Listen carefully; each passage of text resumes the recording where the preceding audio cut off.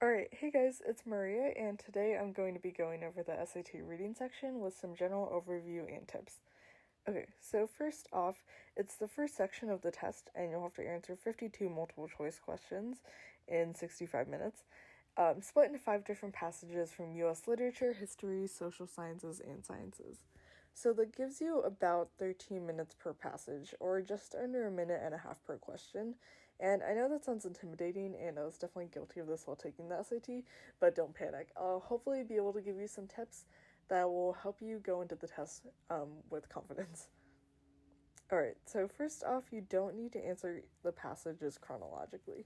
So reading is the first section of the test, and under normal circumstances, you're in this classroom at like 8 a.m. trying to answer this abstract passage from the 18 or 1900s literature. Luckily, in this example passage, we can see that's from 1999, and the language isn't too difficult overall. But if you are stuck with a difficult passage for the first one and you're trying not to panic, my advice is to skim through the whole packet first and choose the passage that's least intimidating to you. So, generally I go for like the social science or science passages because I find them to be the most clearly written, but go for whatever passage is most comfortable. And not only will you be able to score the easiest points on in the test for you personally, but it'll also give you confidence to tackle then the later, harder passages that are more abstract or analytical. Alright, so my second strategy is to then pick a reading strategy for the passage. So regardless of what you do, you have to read the passage thoroughly, right? So to answer analytical questions about the text.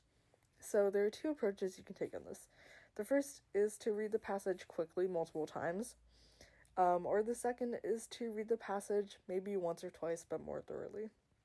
So the advantage to the first strategy is that if you're like me and maybe have some like test anxiety, you're able to kind of break down each read of the passage into smaller intervals of time that are more manageable.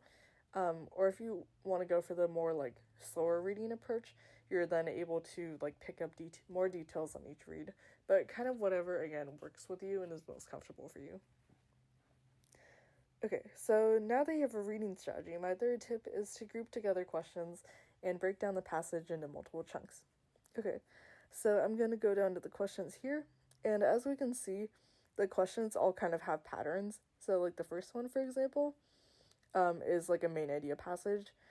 So is the second one, but we can see with the third one that it's specifically referring to lines 1 and 65.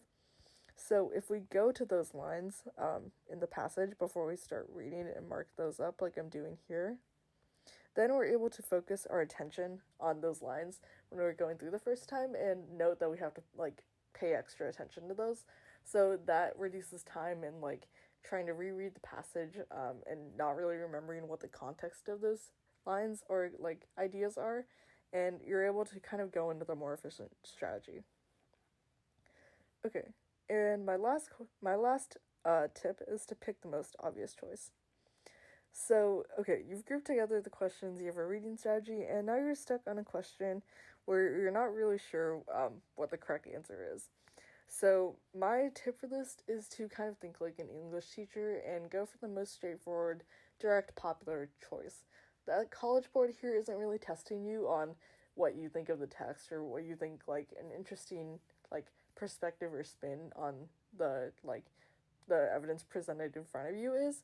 They're looking for the claim that is supported the most by the evidence given to you, and that generally tends to be like maybe like a more boring answer, but one that is like more straightforward. Personally, in English class, I always again try to go for like the most like alternative or like cool creative answer, but here try to like be as like straightforward and like simple as you can and go for like the most like efficient direct answer. Alright, so those are all the tips I have for you guys today. Thank you so much for watching.